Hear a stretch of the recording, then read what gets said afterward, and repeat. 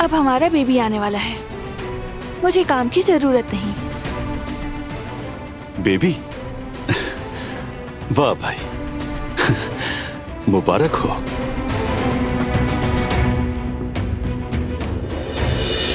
यानी एक और काराबे मैदान में आ रहा है। सच कहूं तो तुम्हारा हमारे साथ ना होने का अफसोस हुआ, लेकिन ये बच्चे वाली खबर ने उस अफसोस को भी मिटा दिया। मैं अब और वक्त नहीं लूंगा तुम्हारा। आप लोग वैसे भी काफी परेशान होंगे, इसलिए रुकना मुनासिब नहीं है।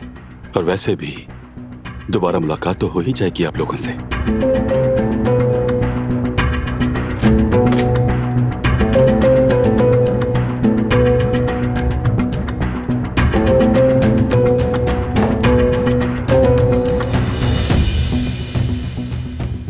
ये शख्स मुझे बहुत खलता है। मैं नहीं चाहता ये हमारे आसपास रहे। तुम ठीक कह रहे हो। साफ नजर आ रहा है कि वो सुकून बर्बाद करने आया है। तुम फिक्र ना करो, मैं करूंगी उसका कोई इंतजाम।